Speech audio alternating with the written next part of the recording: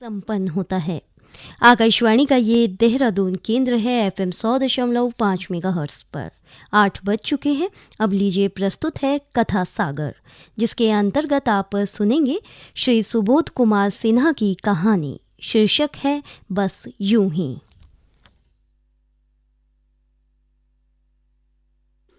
मेरी आज की कहानी का शीर्षक है बस यूं ही।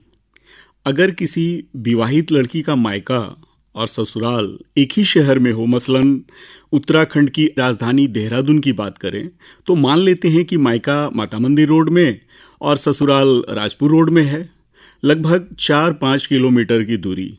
इसके कई लाभ हैं और हानियां भी, पर फिलहाल लाभ की ही बात करते हैं। ऐसे में छोटे से छोटे आयोजन, त्योहार या बस यूं ही भी मायके की दूरियां गाहे बगाहे ना पाती हैं लड़कियां। साथ ही लड़की के सभी मायके वाले भी अपनी ब्याही बेटी के ससुराल के सारे सुख दुख में आसानी से शरीक हो लेते हैं। ठीक ऐसा ही उस लड़की के ससुराल वाले भी अपनी बहू के मायके वाले के लिए भी करते हैं।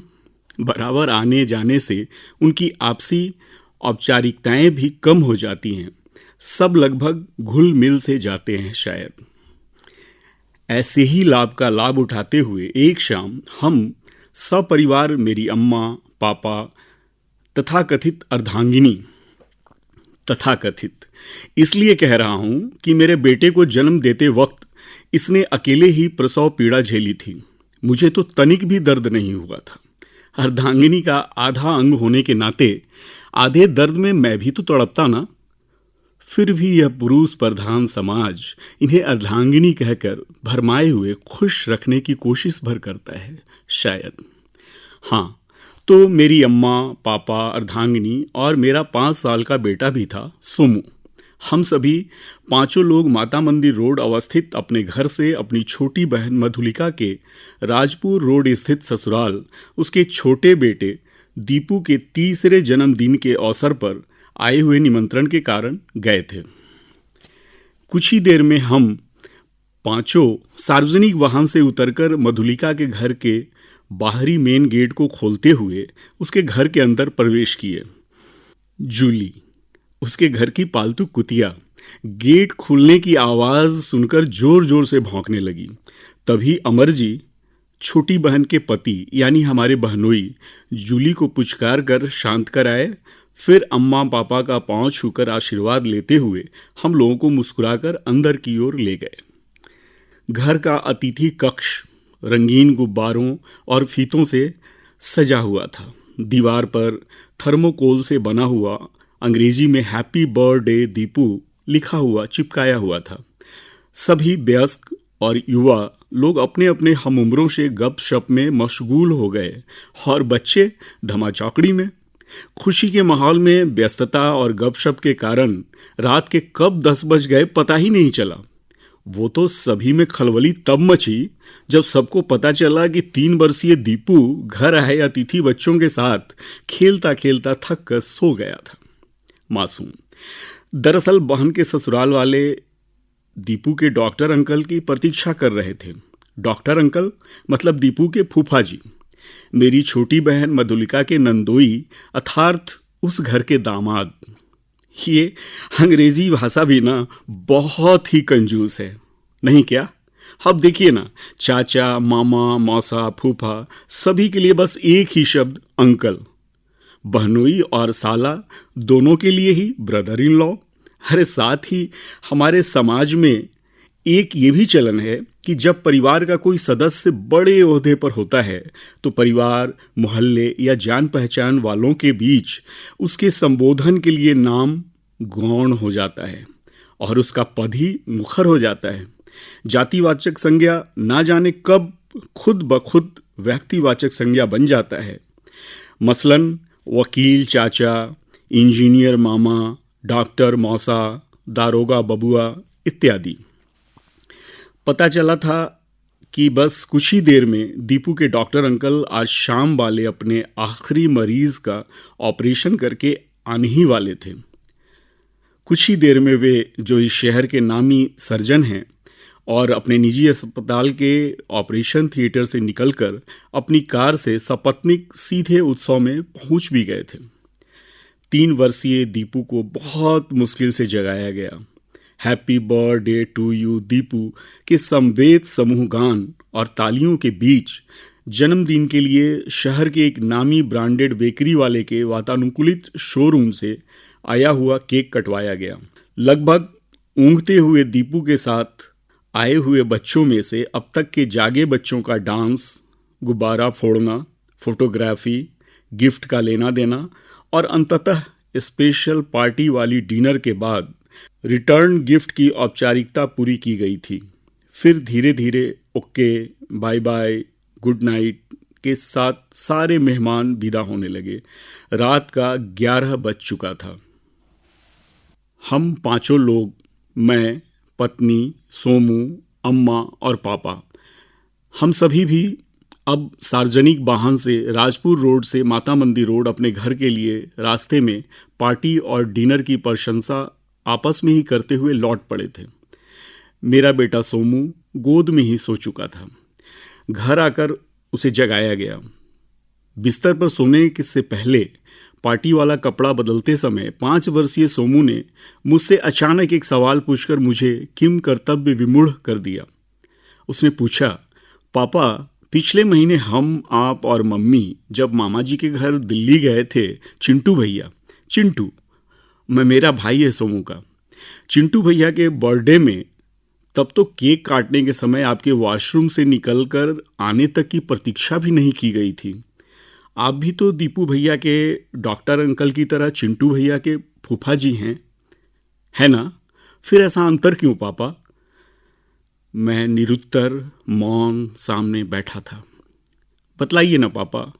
फिर लगभग 10-15 मिनट बाद साथ में सोते समय सोमू अपनी जिज्ञासा मिटाने के लिए जोर देते हुए मुझे टोका, आपको याद तो है ना पापा, आपने ये अंतर महसूस किया था ना? बच्चे भी ना जाने अपनी मासूम निगाहों से क्या क्या अवलोकन कर लेते हैं जो हम वयस्क नहीं कर पाते शायद। अब मैं कैसे कहता भला कि हाँ, हमने भी महसूस किया था।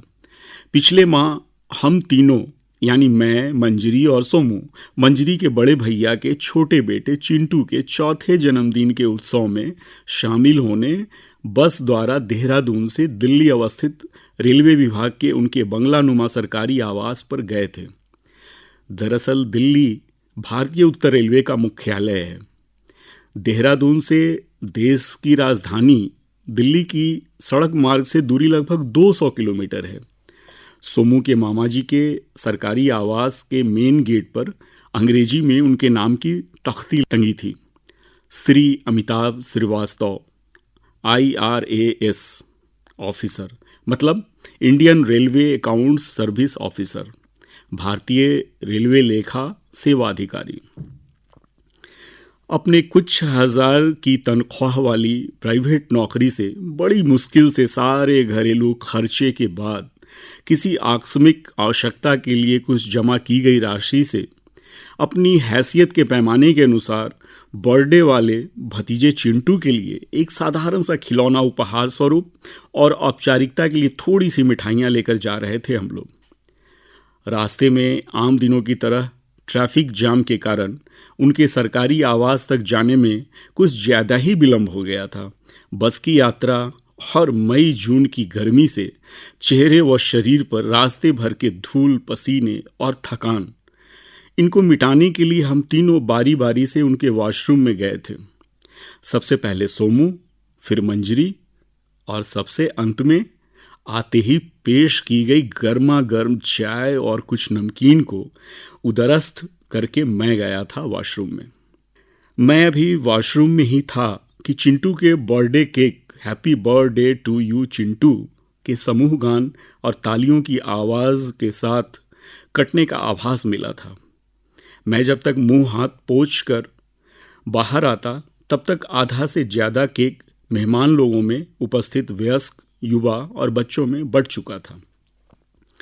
अभी भी किसी किसी को बांटने की औपचारिकता चल ही रही थी। मंजरी रसोई घर में और सोमू बच्चों के साथ खुशी में शरीक था। तभी सोमू की मामी जी ने कहा, अरे मीरा। मीरा उस घर की काम वाली बाई। अरे मीरा, सोमू के पापा को केक दो लाकर। मीरा बोन चाइना की एक प्लेट में केक का एक टुकड़ा लाकर दी थी। वैसे तो उस वक्त रात का 8:30 ही बजा था। तभी सोमू के पुनः किए गए उसी सवाल ने मुझे पुनः वर्तमान में लौटा लाया। पापा, कुछ बोल नहीं रहे आप।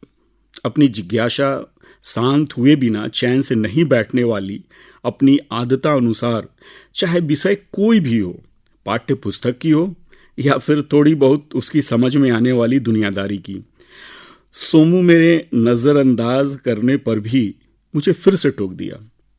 अब उसे क्या जवाब देता उस वक्त तो क्या, मैं आज तक अनुत्तरित सोच ही रहा हूं कि क्या बतलाऊं उसे भला।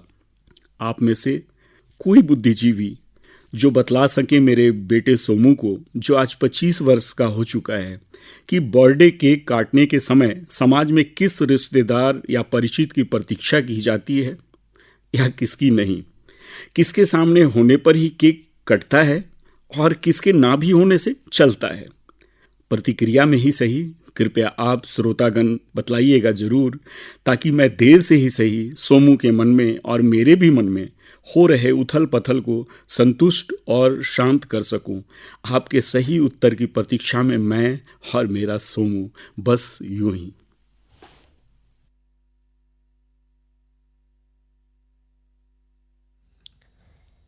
कथा सागर के अंतर्गत अभी आप सुन रहे थे श्री सुबोध कुमार सिन्हा की कहानी बस यूं ही।